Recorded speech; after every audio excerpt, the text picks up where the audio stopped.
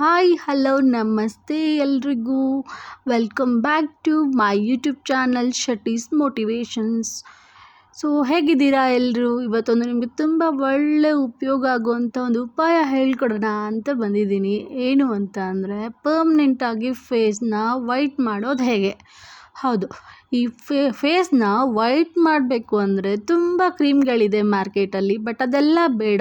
ಇವತ್ತು ನಾವು ಮನೆಮದ್ದನ್ನು ಉಪಯೋಗಿಸಿ ಹೇಗೆ ಮುಖನ ಪಳಪಳ ಹೊಳೆಯೋ ಥರ ಬೆಳ್ಳಗೆ ಮಾಡ್ಕೊಳ್ಳೋದು ಅಂತ ಹೇಳ್ಕೊಡ್ತೀನಿ.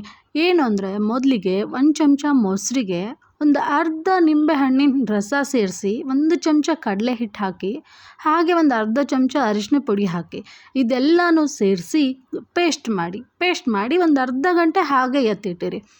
ಸೊ ಒಂದು ಅರ್ಧ ಗಂಟೆ ಆದ ನಂತರ ಈ ಪೇಸ್ಟ್ನ ಮುಖಕ್ಕೆ ಹಚ್ಚೋಕ್ಕಿಂತ ಮುಂಚೆ ಮುಖನ ಬಿಸಿನೀರಿಂದ ಒಂದು ಸರ್ತಿ ವಾಶ್ ಮಾಡಿ.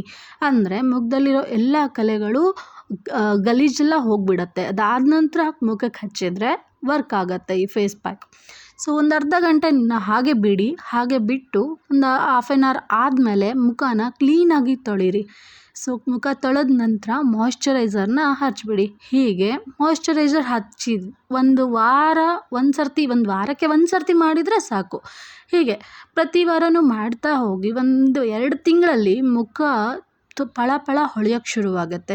ಯಾವುದೇ ಕ್ರೀಮ್ಗೆ ಸುಮ್ಮನೆ ದುಡ್ಡು ವೇಸ್ಟ್ ಮಾಡೋದು ಬೇಡ. ಮನೆಯಲ್ಲೇ ನಾವು ಯೂಸ್ ಮಾಡುವಂಥ ಪದಾರ್ಥಗಳನ್ನೇ ಉಪಯೋಗಿಸಿ ಮುಖನ ಹೊಳೆಯೋ ಥರ ಮಾಡ್ಬೋದಲ್ವ.